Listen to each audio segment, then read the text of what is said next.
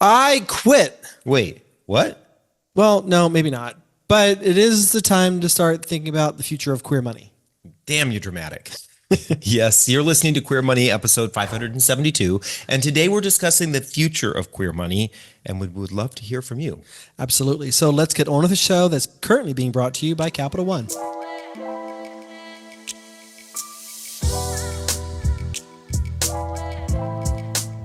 Welcome back, folks. So, unfortunately, John and I got some sad news about 2 weeks ago.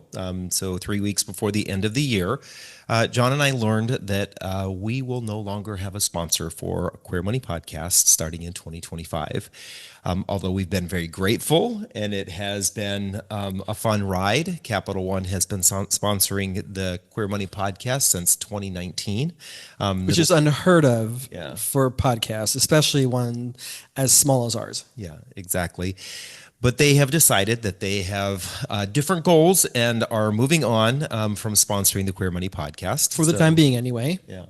So it's unfortunate that we will be dealing with a different future than one we are accustomed to. And it's time for us to rethink our future. And as the saying goes, when one door closes, it either hits you in the face or another door opens up and you walk through that one. So we are hopefully going to be walking through another door. Yeah. So we were sad initially, and we had our, a couple beers to salve our sadness.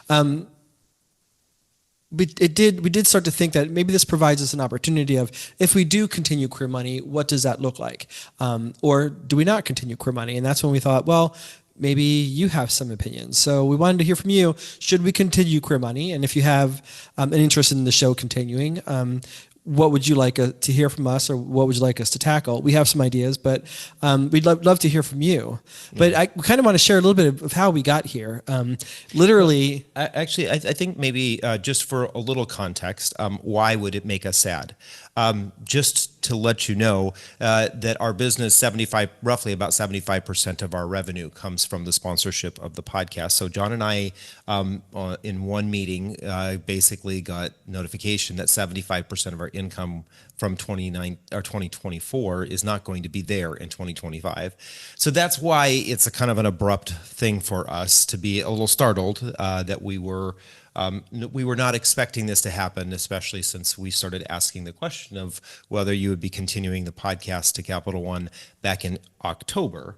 And it's a little frustrating because, as many of you who've been paying attention know, we didn't pay ourselves because of other challenges with our business. We didn't pay ourselves the last 3 months of 2023. And we're still sort of recovering from that. So it's kind of like 2 years in a row. Wham, wham. Yeah. But so let's get back to the idea. How did Queer Money start? Yeah, so literally it was like 10 years ago now was when we first got our advanced reading copies of our book that we published, The 4 Principles of a Debt-Free Life. So that kind of got us on this journey. And it was about a year after that, about a year after that we went to our first personal finance conference. And some of you have heard this story before, but of the 900 or so people there at this conference that talks to personal finance creators, personal finance media like the Wall Street Journal, CNBC, what have you, and people who are adjacent to our space, we were the only out gay couple. And so many people had said... Out gay people at all. No one else was out talking. Yeah, nobody else was out, right? And there was nobody talking about LGBTQ money. And so several people had said that to us, and we kind of took that home and thought, well, nobody is speaking to our community, despite the fact that there are all these other experts speaking to their various demographics. And so maybe we should do that. And so that was when we launched the first iteration of Queer Money. It was a couple of fits and starts, but the long and the short of it is, after doing several episodes, maybe 10 to 15, we decided to go into actual creating a true podcast. We had some support from Mass Mutual. We had some support from Huffington Post. It was called Huffington Post at the time. Now it's HuffPost. Yeah, it's Queer Voices. Queer Voices, yeah. And that was kind of how we got into this. And we've been fortunate enough to have some amazing sponsors, from Capital One to Prudential, Gainbridge Annuities, Mass Mutual, what have you. And that's helped keep the show going. And we've covered, just, my God, in the 9 years that we've been in production, we've covered topics all Hundreds of over the topics. board. Yeah. Literally 572 different topics, from cheap date ideas with your partner to complex investing and early retirement strategies to even some celebrity interviews and more human interest stories. And I think that both the retirement series, the LGBTQ money series we did based on the data from our study, as well as the Gay City series, which was very, very well received by the community. We've covered a lot of different things. We've covered all sorts of things, and we've had some amazing guests, right? We've had actress and model Dominique Jackson. We had the Tim Gill, who is the founder of the Gill Foundation and the largest contributor to LGBTQ causes in history. We had Paul Donovan on the show, who is the chief global economist for UBS, a pretty notable position in the finance space. We've had MV Lee Badgett, one of my favorite interviews. She's an economics professor at University of Massachusetts and has done a lot of work with the Williams Institute in California because she used to work at UCLA. But she published the book, The Economic Case for LGBT Equality. And then, of course, we had Arlen Hamilton on the show, who was the founder and CEO, not much longer the CEO of Backstage Capital. She just recently stepped down to pursue other interests. Yeah, so things change, right? Despite how successful things are, things change, and so that's kind of the impasse that we're at.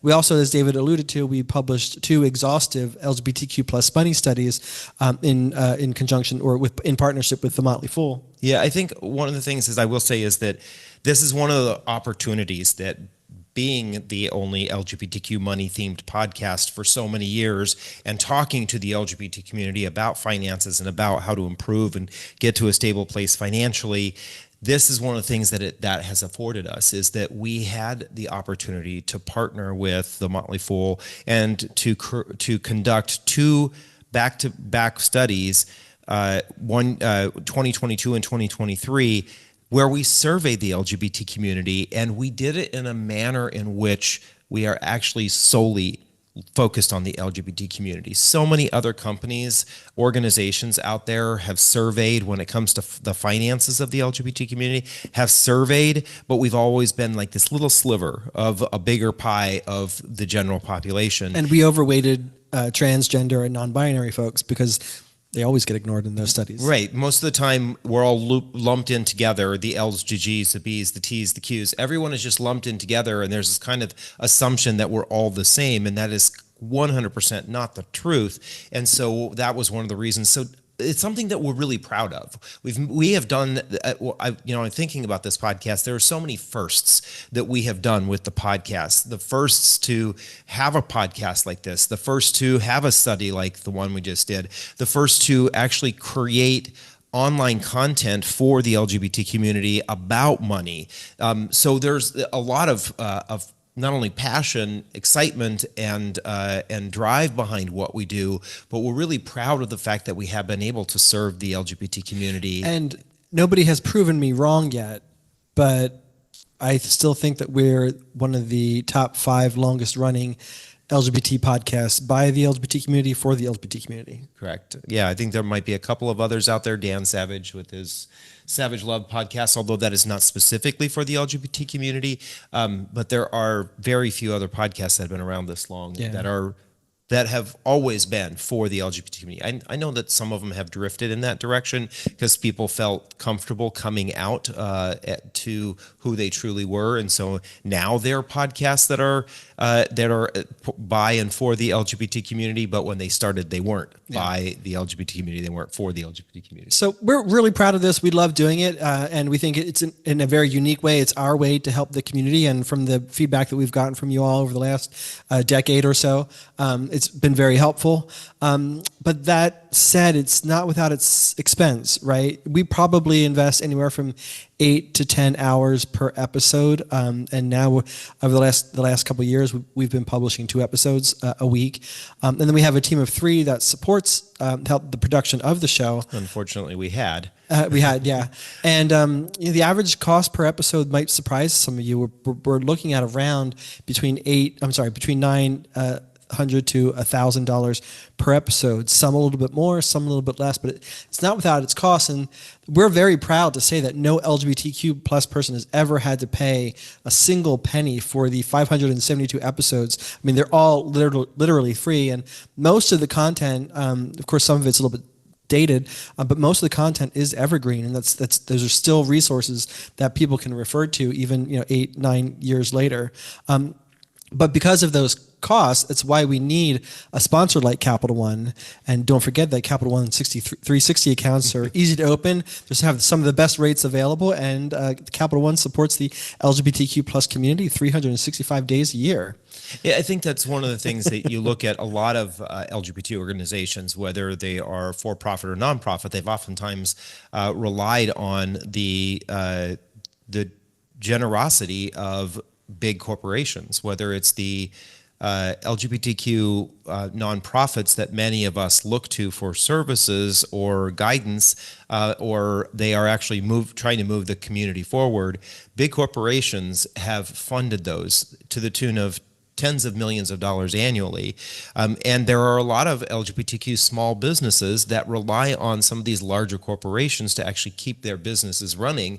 I think about all of there's over 1,000, but I can't remember the exact number to date, over 1,000 small businesses that are a part of NGLCC, or the National LGBTQ Chamber of Commerce, and a lot of those small businesses rely on these big corporations to buy their products or use their services. So we're not alone in this and looking to large corporations or even small or medium-sized corporations to help us bring this kind of message to the individuals like you who are listening. Yeah, and as many of you may know, in August, we just launched a new series with Yahoo Finance called Living Not So Fabulously, which it's also a podcast, it's also a YouTube show. You can catch it on numerous platforms.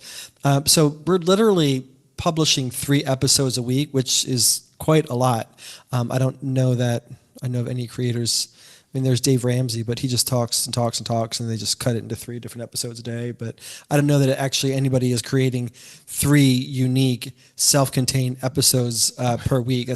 I do remember one time talking with Farnoosh Torabi, who does the So Money podcast. And when Farnoosh first started, she was producing 5 episodes a week, and then dropped that down to 3 episodes. And I think that she's down to 2 episodes a week now. And she just said it was exhausting. It was incredibly exhausting trying to do that much. And that's kind of the place that we are in sometimes too, that getting another episode out and putting that effort and work in can sometimes be exhausting, but that's a part of doing something that you're passionate about, right? Yeah. It's not just, for those of you who are listening, think back to how you first found out about the Queer Money podcast, right? We create social media content, we create show notes, we have an email newsletter. It is more than just the podcast, the audio portion of the podcast. There's all the pieces that go together, and that's why it's something that we are really curious. Do you have a desire for it to continue? Yeah, I mean, even going into this year, before we got the update from Capital One, we were thinking about what are the changes that we're going to make to the show, how are we going to shake some things up, what ideas do we have, and we definitely have a lot more to say. We have some episode topic and this one can't shut up. we have some episode topic and theme ideas that we wanted to explore. We've gotten a lot of feedback from you over the last couple of years, especially as we did the Gay City series, affordable LGBTQ plus friendly city series. But it ultimately comes down to, do you want this? Do you want more of this information? If so, what kind of information would you like? How can we adapt it more for what you're looking for? And then based on the feedback that we get from you all, David and I will think about, okay, what are we going to do? Are we going to continue this? Are we going to continue to finance this on our own? Because there was a small period of time in the beginning of all of this that we were financing this on our own. So do we go back to that? If so, what can we afford? What does that look like? All those open-ended questions. So, but mostly it comes down to what you guys want. So let us know, reach out to us, comment in the description below if you're watching this on YouTube. Email us at info@queermoneypodcast.com, or direct message us on Instagram or Facebook or LinkedIn or however you might be connected to us. And let us know. We're ultimately going to kind of leave the decision up to you. I know this is probably abrupt news for a lot of people, but it was abrupt news for us. But definitely let us know. We're curious to hear what your thoughts are. So with that, stay tuned for your Queer Money Takeaway. Thank you for joining us again for another episode of the Queer Money Podcast, sponsored by Capital One Cafe. Your Queer Money Takeaway this week is simple. Comment on this video, on this podcast episode, DM us or email us, and let us know if you think Queer Money should continue. Whether Queer Money continues or not remains to be seen. Either way, we haven't taken a week off in production in over 9 years. So we're taking January 2025 off. We think it's well deserved. So look out for several best of episodes coming your way throughout the month of January. And hopefully we'll see you sometime in 2025. Bye. Bye.